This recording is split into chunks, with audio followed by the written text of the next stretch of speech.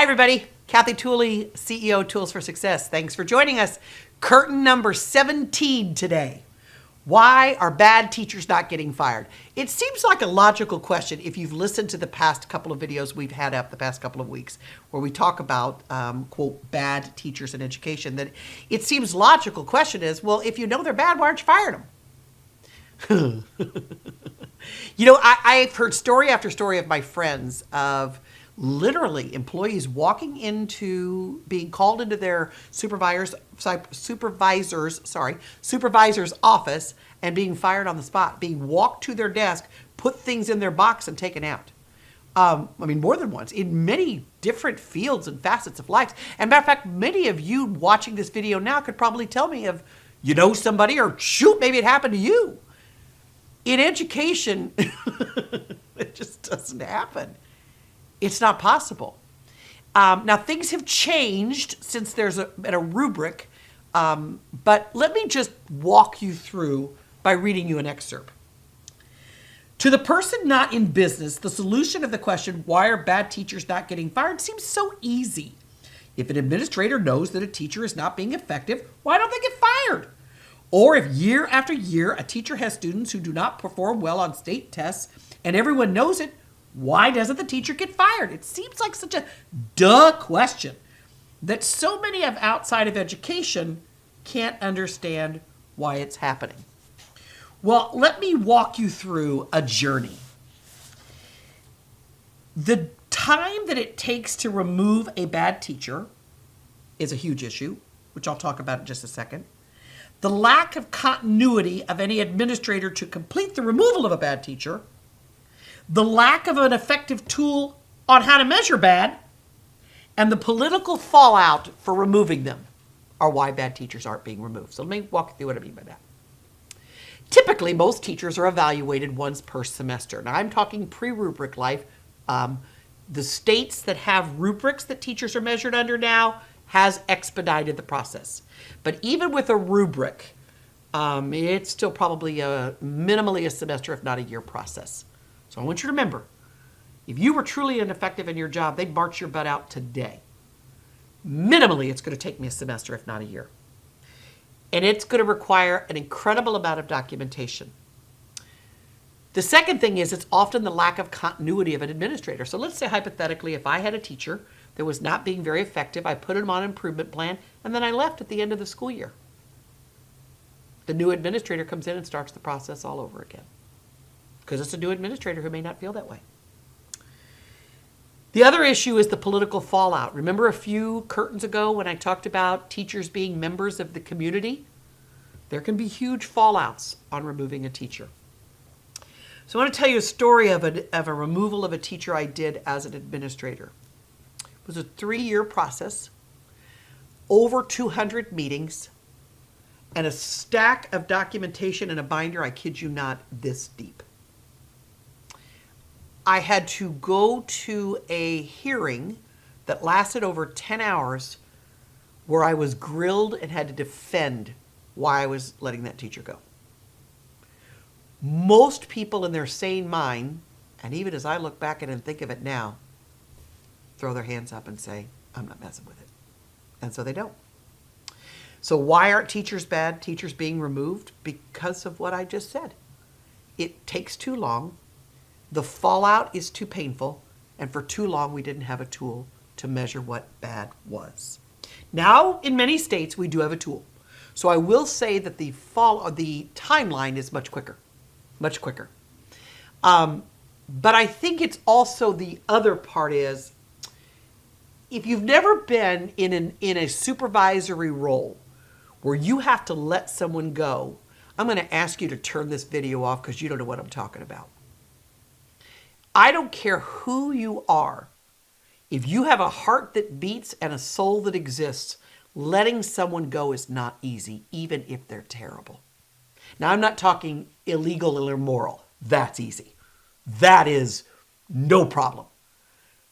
But to look someone in the eye who has gone to school to study to be a teacher, they've gone through all the necessary testing and hoops to be a teacher, and may have even been in the field for a while, and to look them in the face and say, you're not good at this. That's not easy.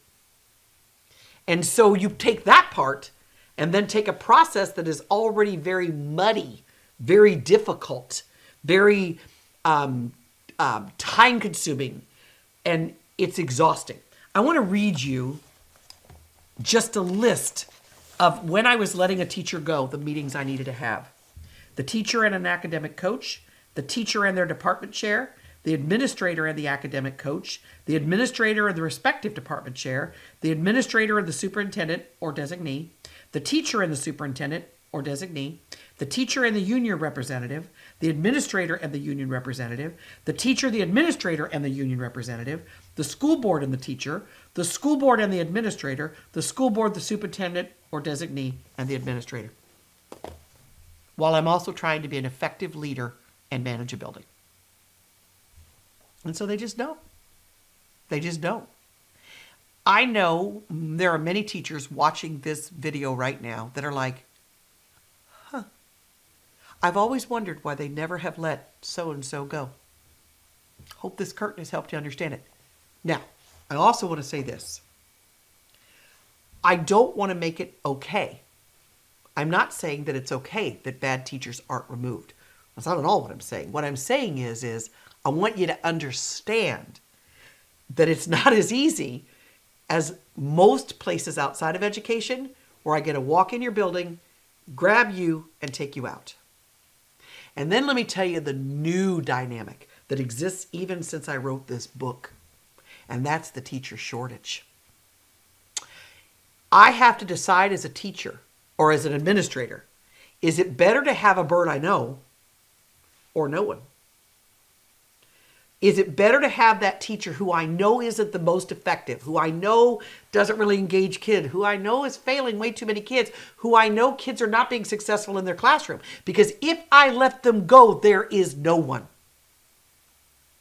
Depending on the discipline, the state, where you are, replacing some teachers in some positions is impossible. Some are easier and some are not. The amount of people leaving our field by either throwing their hands up in the myriad of curtains that I've showed you before, or, I don't know, retiring, compared to the people coming in is a massive gap. Massive gap. So I have to sit back as an administrator and decide, do I want to take the year to year and a half that it may take to remove them, take the political hit that it may do to me personally in my ongoing career, and may not be able to replace them, or replace them with something far worse? That's the dichotomy that we're left in. Isn't that sad? And I know that. I hate to show you this curtain. I almost wish we could tuck it back and go back and tell you that every teacher, we've spent the past 3 YouTube videos talking about bad teachers.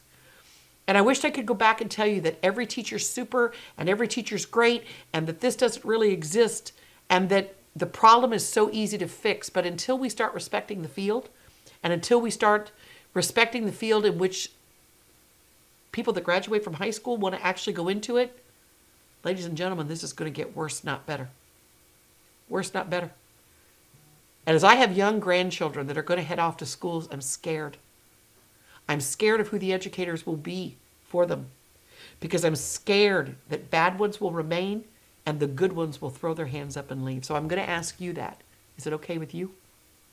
What are you doing to support your local school system so that bad and ineffective teachers, let's use that word ineffective, can be removed and your kids get the best educators out there that exist? That exist. Thanks so much for coming along, especially the past few videos, as we really have tackled some uncomfortable conversations. Feel free to grab my book if you're interested and read additional, way more than what I can talk about on a real quick YouTube video. Don't forget to subscribe. Don't forget to follow or like. Don't forget to hit that little bell button, which I didn't even know what it was, but it'll get you alerted when there's more videos. And thank you for being willing to come along with this journey.